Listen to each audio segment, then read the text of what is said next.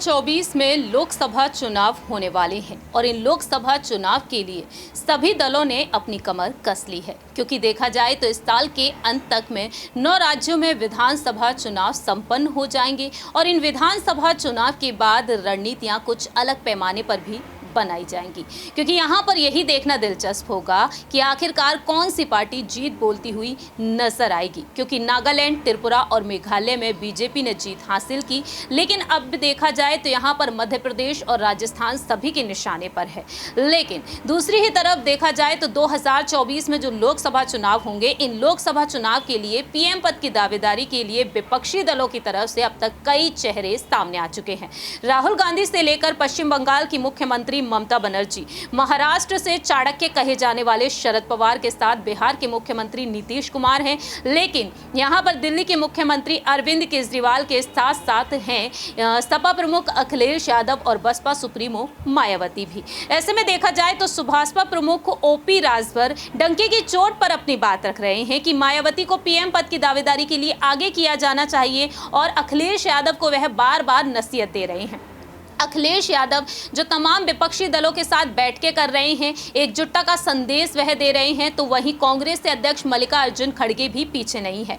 ऐसे में देखा जाए ओपी राजभर का कहना रहा कि यदि यहां पर कांग्रेस, सुभाषपा और बसपा मिल जाती है तो यहां पर लोकसभा चुनाव में ज्यादा से ज्यादा वोटों पर जीत हासिल की जा सकती है, वोट यहां पर वह दिला सकते हैं। ऐसे में देखा जाए तो यहां पर मायावती की रणनीतियां क्या वाकई में बदलती हुई नजर आएंगी या फिर नहीं।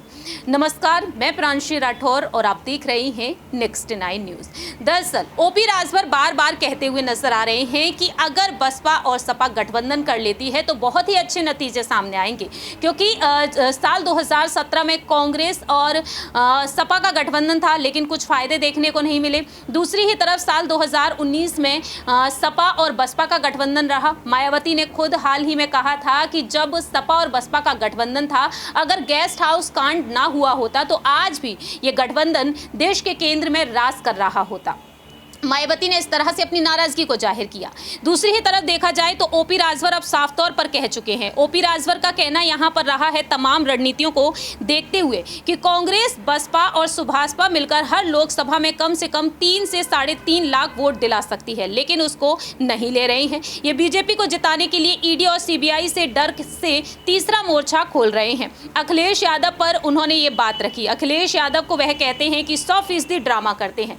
तीसरा मोर्चा वह खोलने की तैयारी में है। ऐसे में देखा जाए क्या मायावती यहां पर ओपी राजभर के बयानों को ध्यान में रखते हुए अखिलेश यादव को बार बार जिस तरीके से नसीहत दी जा रही है, क्या यहां पर डिंपल यादव की तरफ से कोई पहल देखने को मिल सकती है, क्योंकि वह शिवपाल सिंह यादव को मनाई थी और शिवपाल यादव ने साफ तौर पर यही कहा था कि अब जो भी रूठे हुए क्षेत्रीय दल हैं वह चाहे तो उनके साथ आ सकते हैं मैनपुरी लोकसभा सीट पर जो उपचुनाव हुए थे उनको लेकर। ऐसे में यहां पर तमाम रणनीतियों को ध्यान में रखते हुए, क्योंकि यहां पर अखिलेश यादव दलित वोट बैंक पर बखूबी ध्यान दे रहे हैं, कोर वोट बैंक को साधने की वह कोशिश कर रहे हैं, तो क्या यहां पर मायावती की तरफ से कोई पहल देखने को मिल सकती है लोकसभा चुनाव के लिए, या फिर यहां पर अखिलेश यादव की तरफ से? फिलहाल देखा जाए तो यहां पर संभावनाएं काफी कम नजर आ रही हैं। देखना दिलचस्प होगा कि 2024 से पहले जो नगर निकाय चुनाव है यूपी में, इन नगर निकाय चुनाव को लिटमस टेस्ट की तरह माना जा रहा है। क्या इनके चलते यहां पर कोई बड़ी रणनीति देखने को मिल सकती है या फिर नहीं, ये वक्त के साथ साथ ही पता चलेगा।